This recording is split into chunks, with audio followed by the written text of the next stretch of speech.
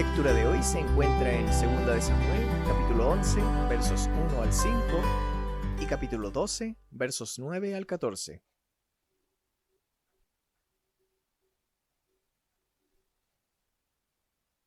Al año siguiente, en el tiempo en que los reyes salen a la guerra, David envió a Joab y a sus siervos y a todo el ejército de Israel a combatir a los amoritas, a los que vencieron luego de ponerles sitio a la ciudad de Rabá. David se quedó en Jerusalén, y un día en la tarde, mientras se paseaba por la azotea de su palacio, después de la siesta, vio desde allí a una mujer muy hermosa que se estaba bañando.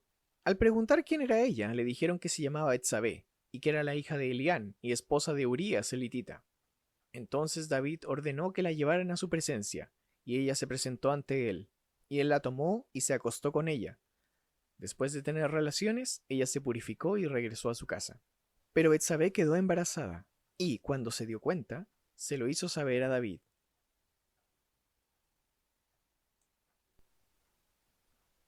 ¿Por qué menospreciaste la palabra del Señor y actuaste mal delante de sus ojos?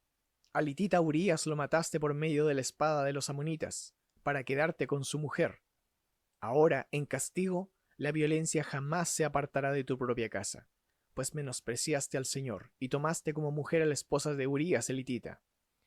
Pero así dice el Señor: yo haré que el mal sobrevenga sobre tu propia casa.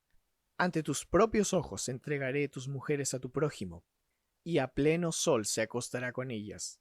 Lo que tú hiciste en secreto, yo lo haré a plena luz del día, y en presencia de todos los israelitas. David le respondió a Natán: reconozco que he pecado contra el Señor. Y Natán le dijo: el Señor ha perdonado tu pecado, y no vas a morir. Pero como los enemigos del Señor hablan mal de él por causa de este pecado tuyo, tu hijo recién nacido tiene que morir. Muy buenos días, queridos hermanos y hermanas en Cristo. Aprovecho esta oportunidad para expresarle mi más profundo deseo de que Dios, por medio de su palabra, el día de hoy pueda animarnos mucho. Y para comenzar, entonces, quiero partir haciendo un breve resumen de lo que vimos en la prédica anterior, ¿ya? Porque esta prédica forma parte de una serie de 3 sermones, este es el segundo de ellos. El anterior sermón tenía como título Invirtiendo en lo Eterno, donde vimos básicamente 3 cosas. Lo primero es que nosotros somos como la niebla que aparece por un momento y luego se desvanece. Esto quiere decir que nuestra vida es breve e impredecible, que no tenemos absolutamente ningún control sobre ella y que en cualquier momento nuestra vida podría terminar. Por lo tanto, debemos utilizar nuestro tiempo agotado en este mundo con mucha sabiduría, lo que en la práctica significa vivir esta vida en el temor del Señor, obedeciendo a Dios y sirviendo a nuestro prójimo. Enséñanos a entender la brevedad de la vida para que crezcamos en sabiduría, dice el salmista. Pero luego sucede que aparece un obstáculo, este mundo y sus ofrecimientos, los cuales se convierten en una falsa base de confianza y de placer para nosotros. O sea que, aun si entendemos bien los 2 primeros puntos, no será suficiente si tenemos nuestro corazón dividido, porque las distracciones vacías de este mundo hacen que perdamos de vista a Dios, omitiendo o postergando aquellas cosas que son verdaderamente importantes. Hoy entonces, de la serie Tus días están contados, vamos a ver la segunda y penúltima parte titulada El precio de la procrastinación. Yo no sé si les es conocida esta palabra. Procrastinación, a mi parecer, es una palabra que suena bien feo, pero que buscando su significado me di cuenta que sonaba aún peor. Procrastinación la podemos definir de la siguiente manera. Dice, es la acción o hábito de retrasar aquellas actividades o situaciones que deben atenderse, sustituyéndolas por otras situaciones más irrelevantes o agradables. Yo no sé si les suena familiar este hábito. Bueno, a mí sí, me parece muy familiar. De hecho, cuando preparaba este sermón, en mi mente, en mi cabeza, se libraba una gran batalla. O seguir trabajando, o por ejemplo, empezar a ver una serie en Netflix que había dejado pendiente por ahí, ver algún partido de las finales de la NBA, o quizás tomar mi teléfono para empezar a vagar sin ningún sentido a través de las redes sociales. Usar nuestro valioso tiempo en este tipo de cosas sin un propósito específico puede que nos parezca algo inofensivo o sin importancia. Sin embargo, si pensamos en algunos temas que sí son importantes, como por ejemplo la depresión, el suicidio, la drogadicción, la fornicación, la pornografía, los trastornos alimenticios, el alcoholismo, etc., yo veo, y espero que ustedes también, una sola cosa en común, y es que todas aquellas se ven afectadas por cómo utilizamos nuestro tiempo. Entonces, si logran darse cuenta, el cómo y en el qué utilizamos nuestro tiempo no es para nada un tema sin importancia.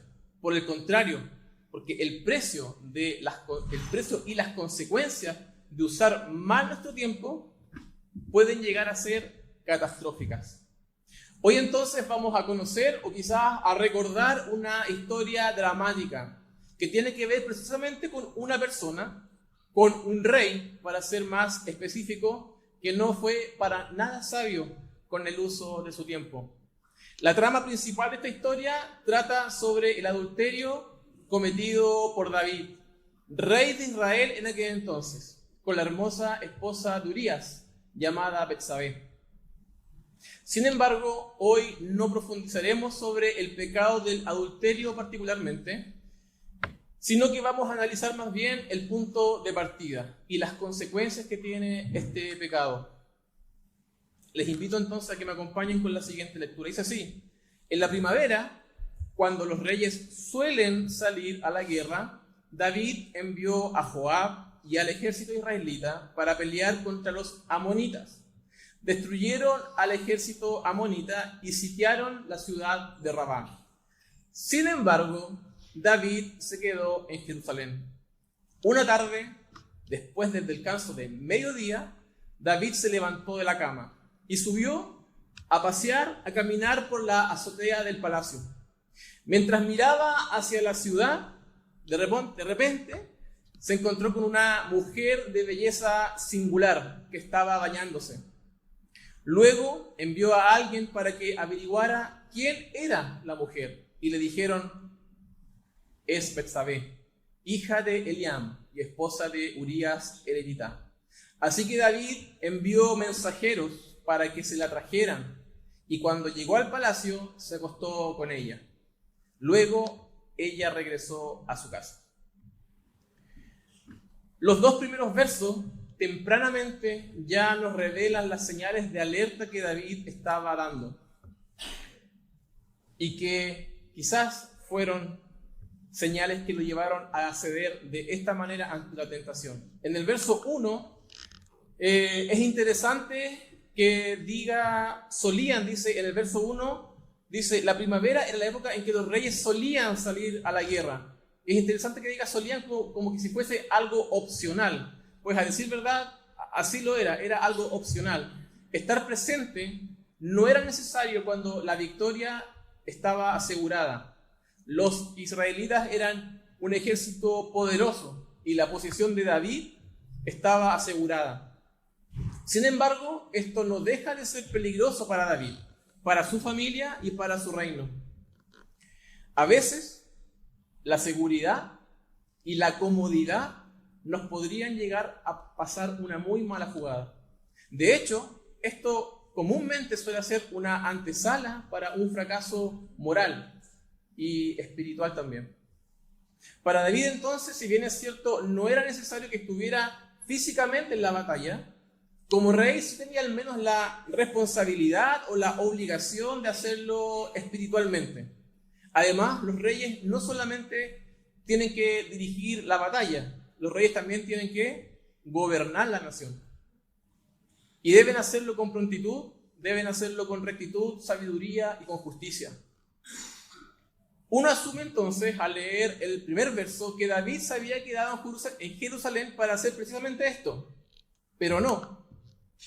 El versículo 2 nos dice que David se tomó una larga siesta al mediodía y que por la tarde él se levanta para dar un paseo por su terraza y así poder curiosear lo que acontecía en casa de sus vecinos.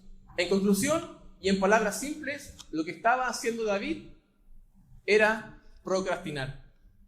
Al igual que David, tú y yo tenemos responsabilidades que involucran a Dios y que involucran a su reino, pero que de alguna o por alguna razón las postergamos o simplemente no las asumimos. Esperamos que quizás alguien más las haga o asumimos que alguien más las está haciendo.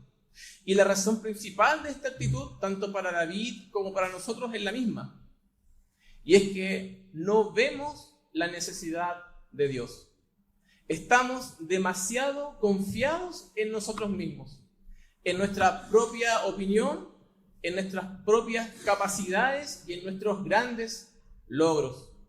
Aparentemente nosotros hacemos todo bien, por lo tanto nos resulta todo bien. No necesito a Dios, ni mucho menos voy a ocuparme en sus cosas cuando yo estoy tan ocupado en mis cosas. David y su ejército era tan poderoso que no había enemigo que pudiese derrotarlos. Por lo tanto, ya no era necesario estar presente o tener presente a Dios para pedirle por su pueblo o por su ejército. Y por supuesto, mucho menos era necesario estar presente en la batalla. La seguridad, la comodidad y la tranquilidad actual en su vida y en su reino fue suficiente para dejar de reconocer que Dios era su única fuente de confianza y de fortaleza. ¿Acaso a nosotros o a ustedes no les pasa lo mismo? Que cuando están sanos, cómodos, seguros, tranquilos, con pega, con estudios, etc., dejan también de buscar y de confiar en Dios. Queridos amigos, esta es una clara advertencia para nosotros el día de hoy. Cuidémonos de estar de vagos u ociosos por la vida, dejando de lado o dejando para después la búsqueda de Dios. Cuidémonos de dirigir nuestra confianza hacia nosotros mismos, usando a Dios solo como un comodín para aquellos momentos de desesperación. Porque si confiamos así en nosotros y no en Dios, nuestra caída podría llegar a ser tan fea como la que veremos a continuación. Se nos dice entonces que mientras David paseaba por la azotea, miraba hacia la ciudad. Seguramente contemplaba la paz y la prosperidad que él había logrado mantener en Israel gracias a su gestión como rey. Pero de pronto algo llama la atención en la casa del vecino. Era la bella esposa de Urías, quien se bañaba mientras David observaba desde su terraza. Entre paréntesis, Urías no era cualquier vecino. Él era un valiente y fiel soldado del mismo ejército de David. Más adelante vamos a hablar un poco más sobre él. David entonces quedó asombrado con la belleza de Betsabé y sin importarle que ella estuviera casada, envió mensajeros para que se la trajeran con el propósito de acostarse con ella. Sería interesante que hoy pudiésemos profundizar en el tema del adulterio. Sin embargo, al comienzo les mencioné que no lo haríamos porque el tema de hoy es otro. Pero de todas formas, con respecto a la actitud lujuriosa de David, solo diré dos cosas. Uno, cuidado. No se apresuren a juzgar a David. Mira lo que dice Primera de Samuel, capítulo 13, versículo 14, sobre cómo era David, o quién era David. Dice, el Señor ha buscado a un hombre conforme a su propio corazón.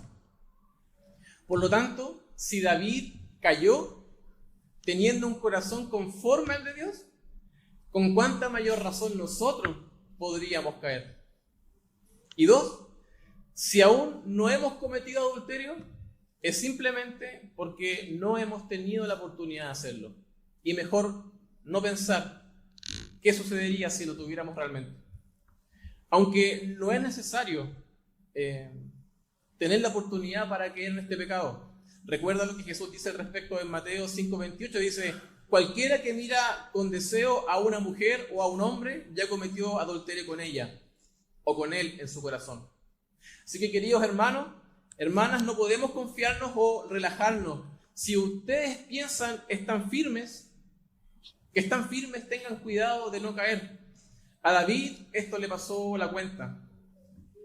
Se sintió firme en su posición y en las circunstancias, me refiero a su posición como rey y a sus inigualables logros. Esto lo llevó a independizarse de Dios, a dejar de lado sus responsabilidades y a darle cabida a la procrastinación. Finalmente, esto fue lo que provocó que David cediera fácilmente ante la tentación. Hermano, cuando descuidamos nuestra relación con Dios, nuestra mente baja la guardia y queda vulnerable. Satanás se aprovecha de esto y se instala en nuestra mente como si fuese un taller de malas ideas. Ideas que lógicamente en nuestra condición y situación de vulnerabilidad nos parecerán ideas excelentes. ¿O acaso no te ha pasado que cuando te quedas solo en tu casa, sin ningún propósito específico, rápidamente empiezas a pensar o a hacer tonterías? Para estos casos, el pastor John Piper nos aconseja lo siguiente, dice: el fuego de los placeres de este mundo se deben combatir con el fuego de los placeres de Dios. Pero siguiendo con el relato, me imagino a David pensando lo siguiente: nadie se ha enterado de mi pecado con Betsabé, la supe hacer muy bien, por lo tanto no tendré que enfrentar ninguna consecuencia. Pero todos sabemos que las cosas no funcionan así. Dios nos muestra en su palabra que ningún pecado quedará o ha quedado impune. Y la primera consecuencia de este adulterio fue que Betsabé quedó embarazada. Así se nos dice en el capítulo 5. Pero esto, lógicamente, no es lo terrible. Un hijo difícilmente va a ser un castigo para alguien. De hecho, para David el aborto nunca fue una opción. Él amó profundamente a este hijo. Para David, la noticia del embarazo debe haber sido sin duda como un balde de agua fría. Su reputación ahora estaba en juego. Debía buscar la manera de zafarse. Entonces, se le ocurrió que podría engañar a Urías, haciéndole creer que el hijo era de él, de Urías. Por lo tanto, lo mandó a llamar, ¿no es cierto?, desde la batalla, para persuadirlo de que no regresara, sino que se fuese a descansar a su casa y que estuviera con su mujer.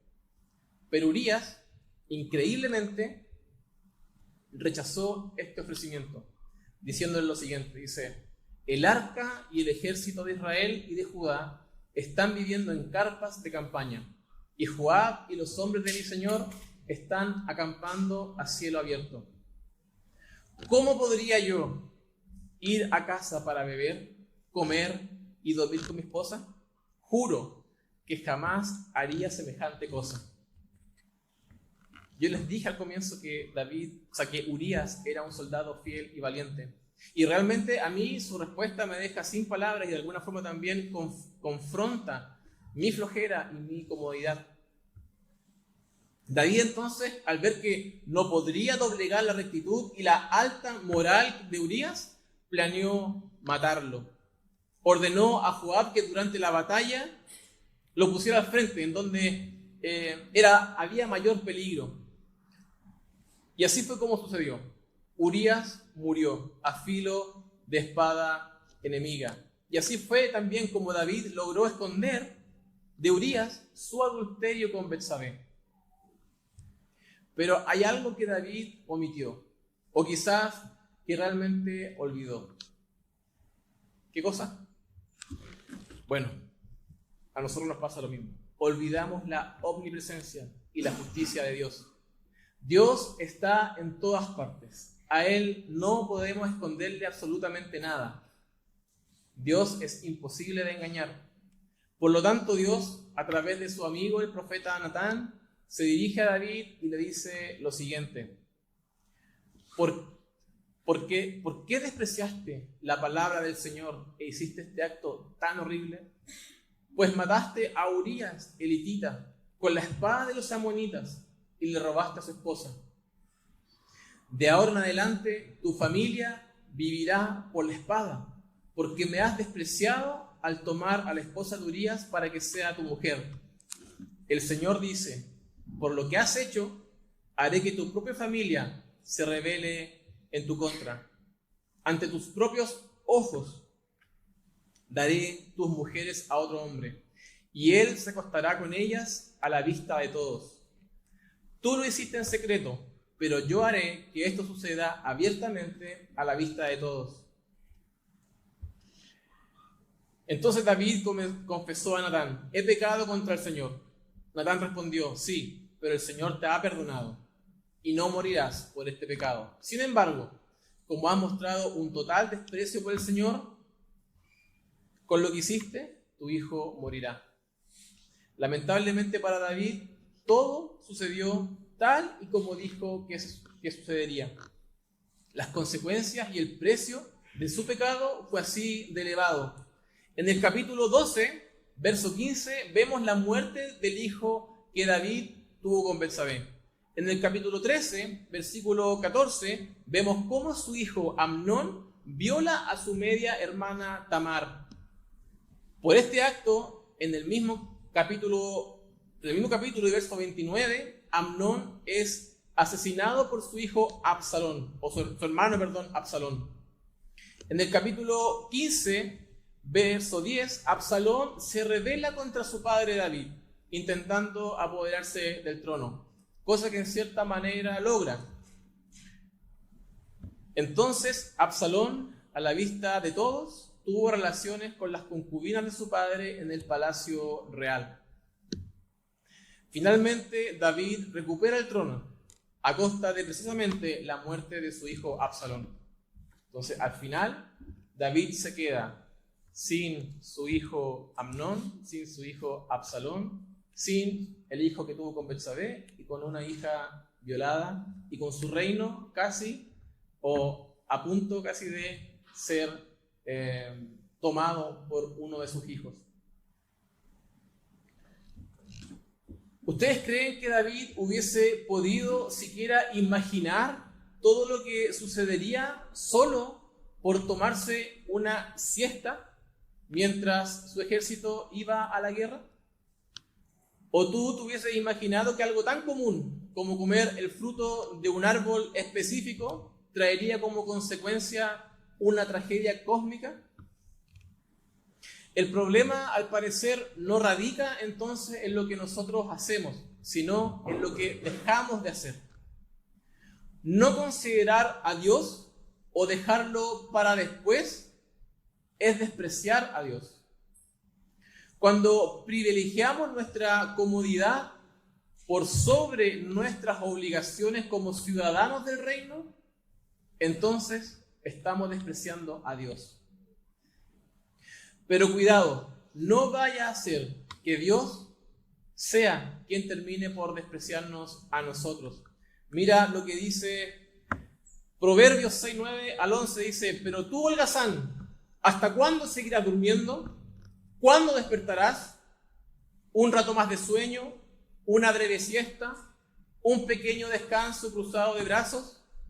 Entonces la pobreza te asaltará como un bandido y la escasez te atacará como un ladrón armado.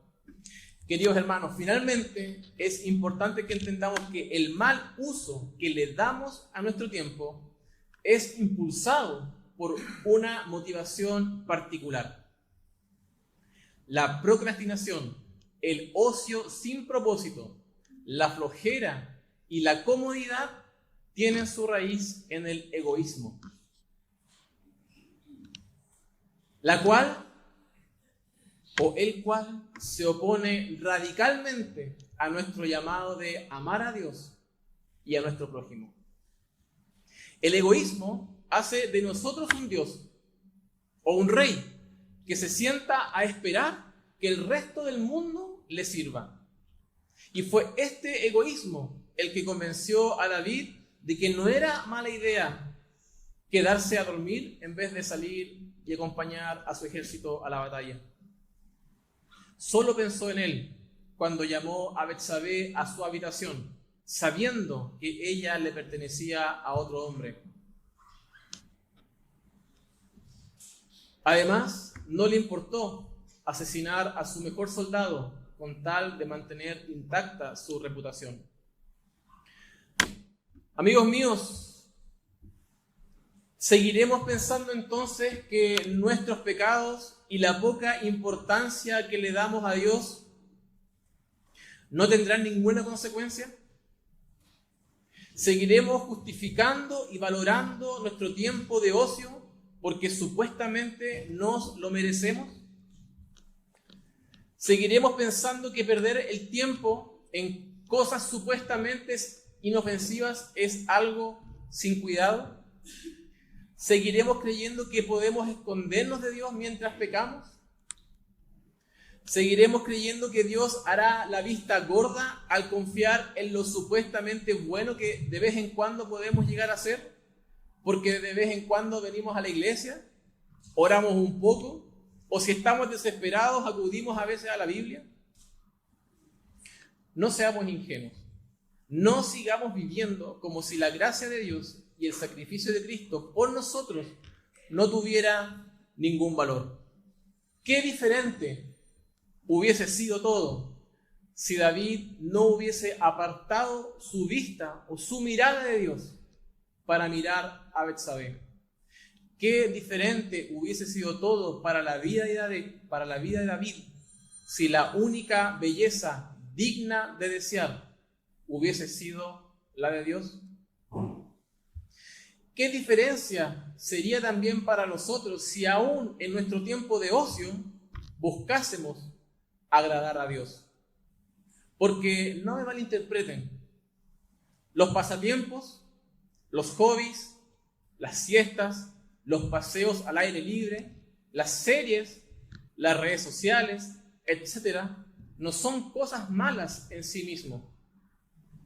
Pero si abusando de ellas pierdes de vista a Dios, entonces probablemente ya se han convertido en un peligro no solo para ti, sino también para tu familia. En ese caso, es mejor huir del ocio y huir de la procrastinación, porque el precio podría llegar a ser de extremadamente alto. Queridos hermanos, debemos dar gracias a Dios por su bondad y por su misericordia absoluta. Porque estoy seguro que todos nosotros, y me incluyo yo primero, ya hemos caído en pecado por andar de ociosos.